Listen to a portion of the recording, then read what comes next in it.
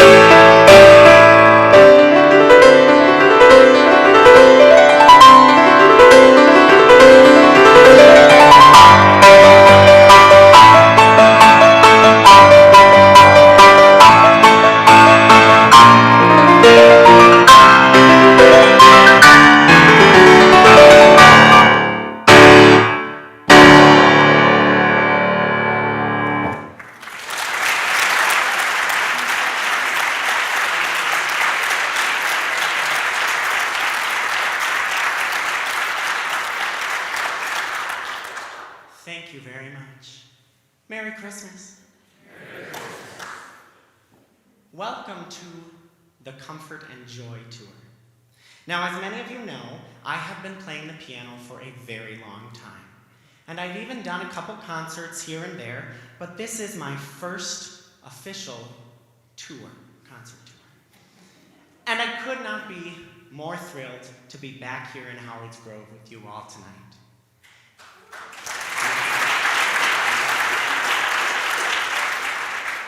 And I could not be more thrilled that my first ever piano tour is a Christmas tour. I love Christmas time. I look forward to it all year long, every single year. But this year was a little bit different. I almost felt like I needed Christmas time. I was really, really ready for Christmas time to be here. It's no secret that our world has become kind of a crazy place in the past couple of years. And I really, really kind of need a break from all of that. And I really hope that that's what Christmas time can be for me. Now, of course, Christmas time doesn't shut off the chaos in our world, but it does help us recenter and refocus on what truly matters. And so I hope that that's what this evening can be for all of us. I hope that you enjoy yourself. I hope that you hear some of your favorite carols. I hope that maybe you hear some Christmas songs you've never heard before. But most importantly, I hope that together we can recenter and refocus our hearts and minds on that baby boy born in Bethlehem, our Savior, Jesus, who brings us all the comfort and joy we could ever need. The next carol I'd like to play for you is one of my favorite arrangements that I've ever written. And it happens to be a carol that is all about tidings of comfort and joy. This is God Rest Ye Merry Gentlemen.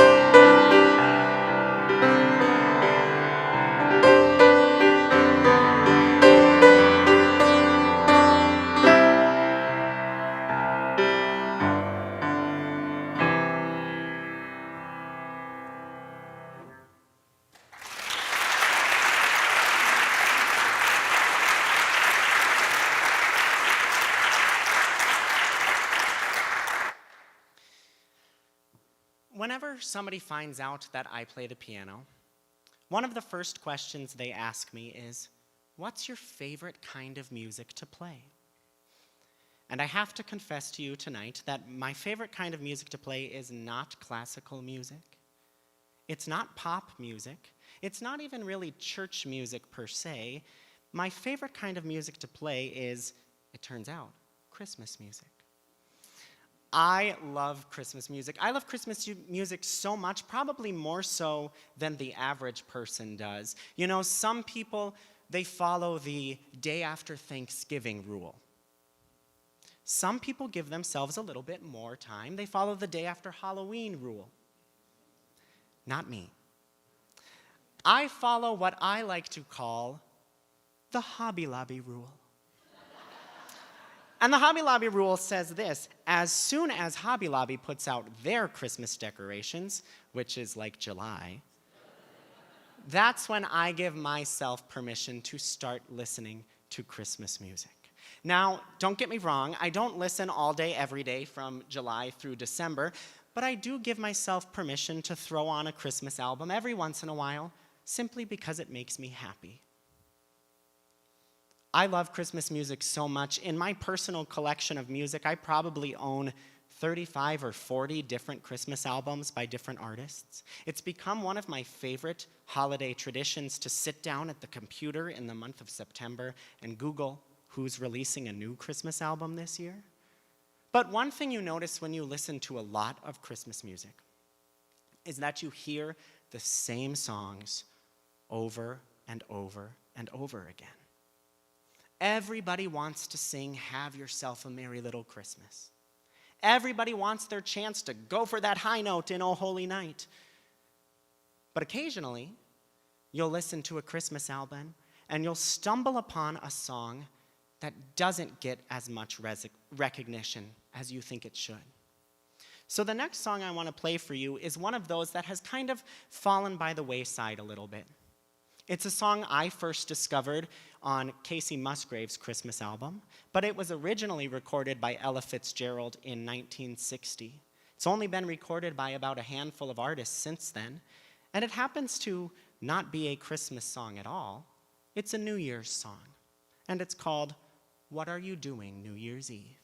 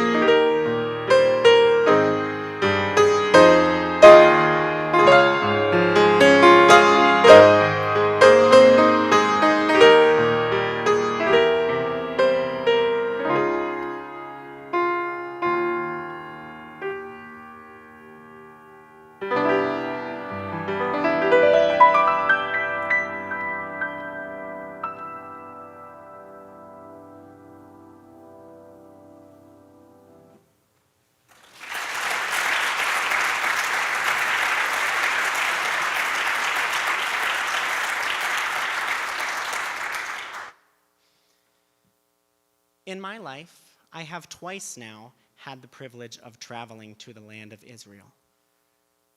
And it really is the trip of a lifetime. Some of you know that very well. It totally changes the way that you see the Bible. And I love every minute of each trip to Israel, but there is one day that always leaves me feeling a little bit underwhelmed. And I'll be honest, it leaves me feeling a little bit disappointed. And that happens to be the day where you go to visit the city of Bethlehem. In my mind, Bethlehem is this beautiful, quiet town where it's always nighttime and the stars are brightly shining, and in the middle is this beautiful, illuminated nativity scene. But if you've ever been to Bethlehem, or if you know anything about the political situation in that part of the world, you would know that modern-day Bethlehem is not quite like that. Modern-day Bethlehem is surrounded by 20-foot-high walls.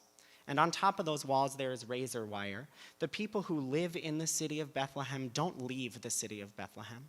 And the people who live around the city of Bethlehem don't travel inside the city. And being in the city is pretty chaotic as well, because there's thousands and thousands of tourists there, all trying to see the place where Jesus was born. It's not a very peaceful place. It's sort of a strange place for the Prince of Peace to have been born. But I think that the carol, O Little Town of Bethlehem, says it best when it says, "Yet in thy dark streets shining the everlasting light." Whether that be the darkness of a beautiful nativity scene, Bethlehem, or the darkness of our Savior coming into our sinful world, that light was born in Bethlehem. That light shone out of Bethlehem, and that light still shines out of Bethlehem. And so I'd like to play for you that carol now. This is O Little Town of Bethlehem.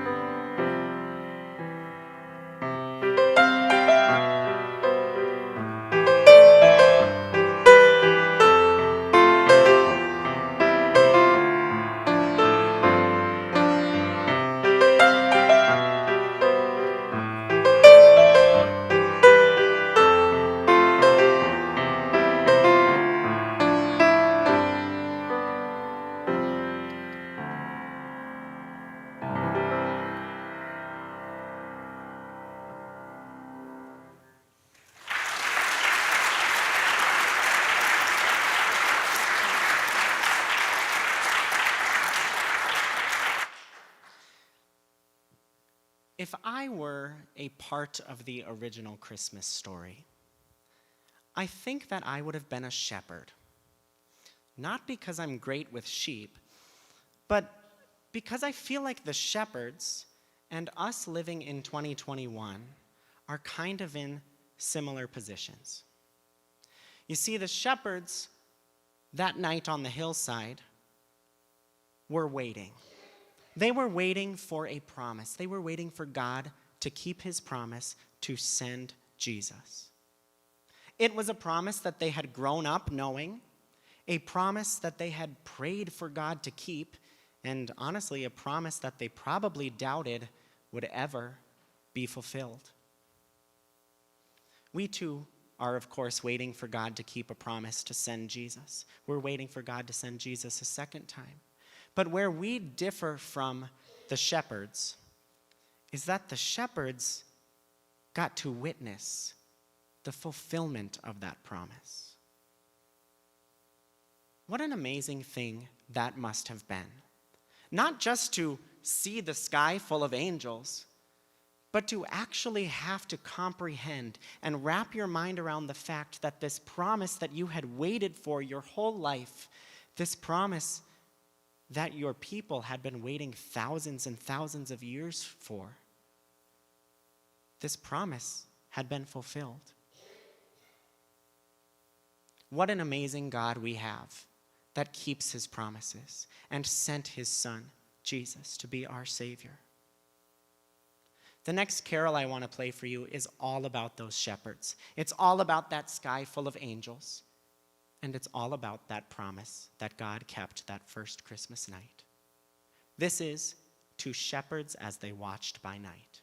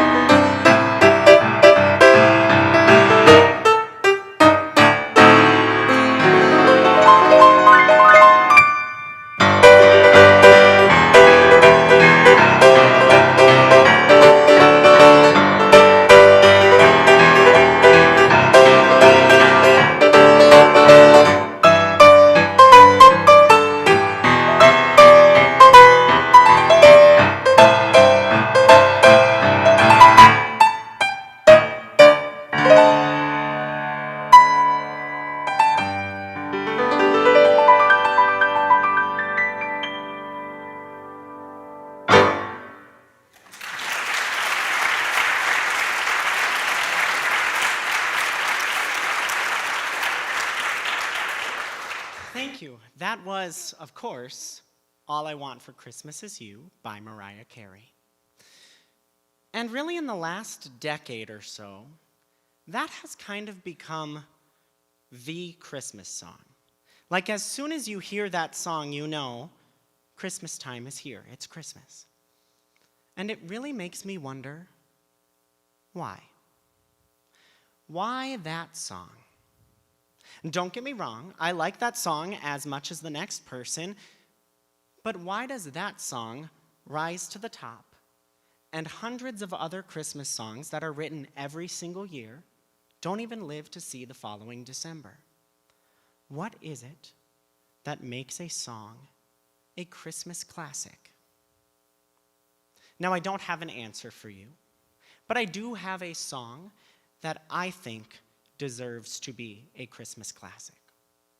And I like it so much because the lyrics very clearly and very simply tell us the true meaning of Christmas. It's a song by the band Hillsong, and it's called We Have a Savior. If you don't know it, the lyrics of the first verse say this: "A child has been given, the King of our freedom.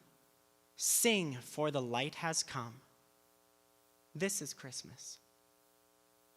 I like those lyrics so much that I took that short 3-word phrase at the end of the first verse and I named my last Christmas album after it. So whether you know this song or it's brand new to you tonight, as I play it for you, I want you to think about 2 phrases.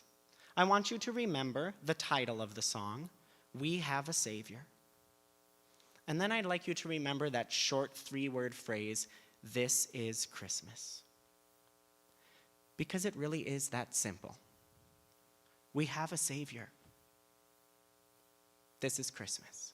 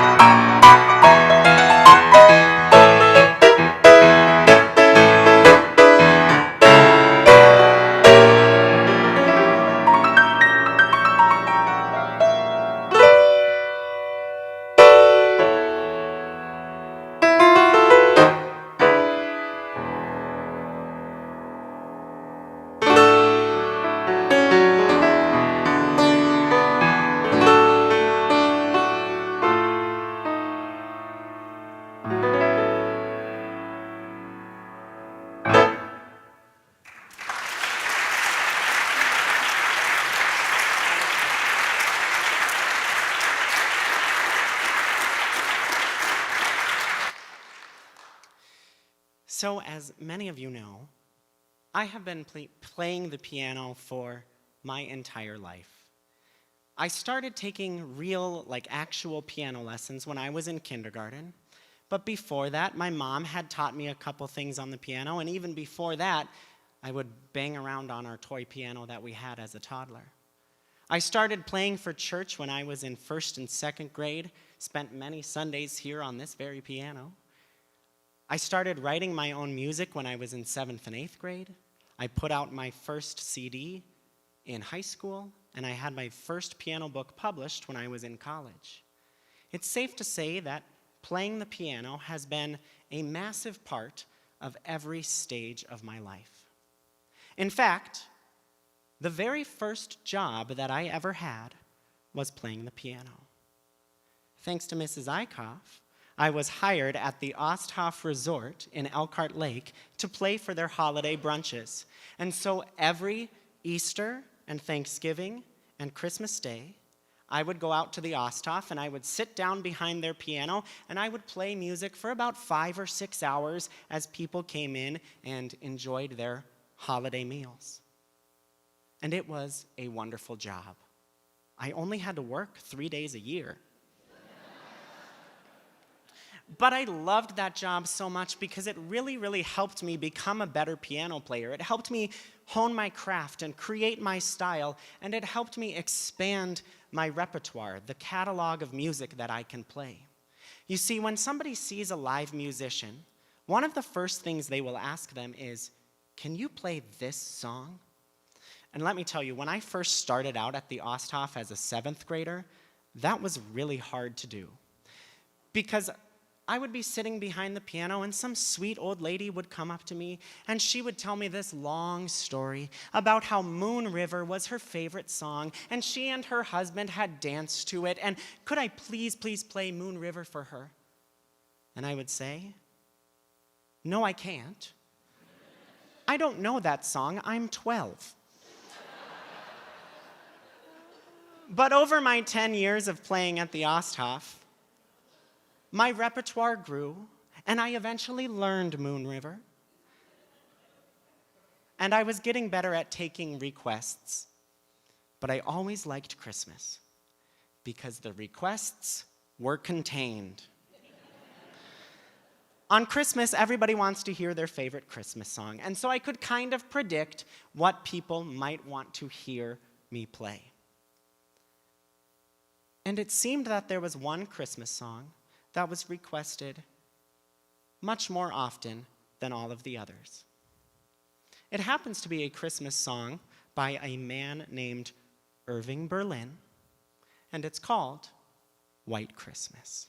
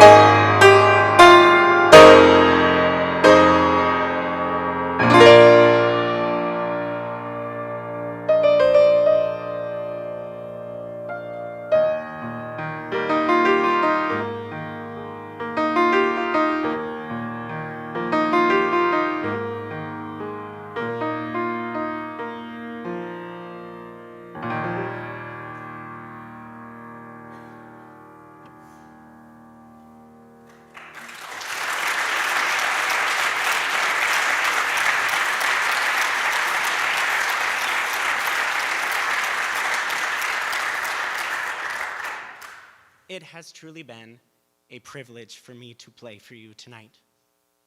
I hope that you enjoyed yourself. I hope that you heard some of your favorite carols. I hope that tonight brought you a little bit of comfort and maybe even a little bit of joy.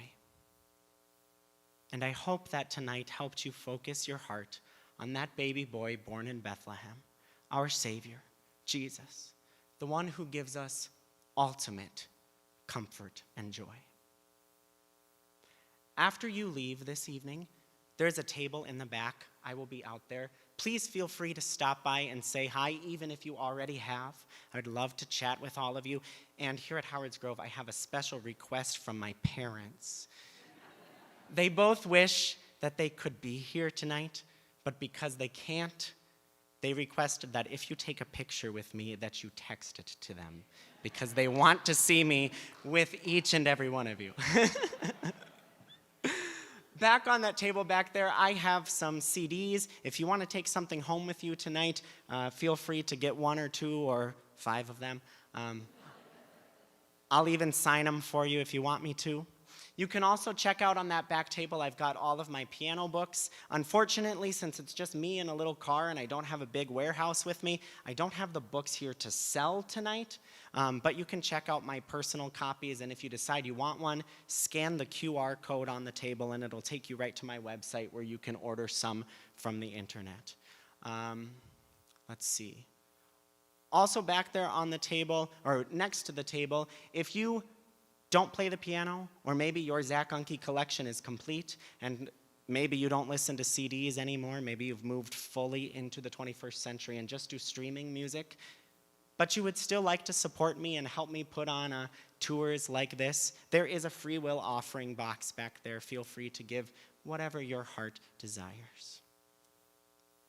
Before we part ways for the evening, I always like to end my concerts by joining together to sing. So I've got 2 more songs that I'm going to play for you, but the first one I want you to sing along with me.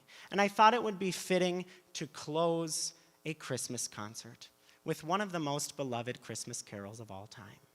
So if you don't mind, please join me in singing the 3 verses of Silent Night. If you would like the words in front of you, it is hymn number 337 in the blue hymnal in front of you. I learned that number just for this tour. Right.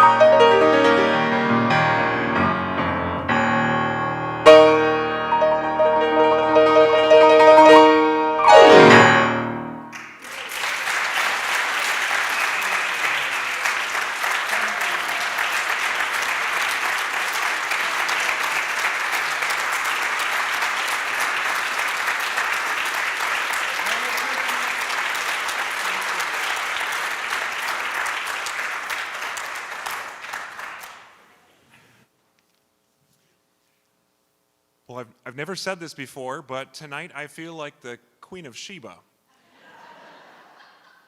Because I had heard that Zach was pretty talented, but this far exceeded the report that I heard. This was just amazing, great, such a gift from the Lord that he has with those fingers. Awesome. So thank you again, Zach.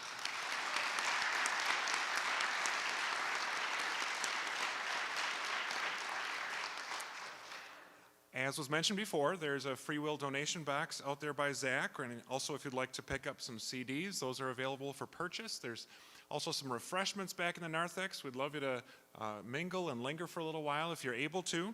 And then we wanted to highlight another concert for tomorrow evening, the Lutheran Kaylee Orchestra that our own Mr. Curia is a part of as well. That's a 7 o'clock start time tomorrow evening in the same place. May God send his angels to bless your trips home, give you safe trips home, and thank you again for joining us here at St. Paul's tonight.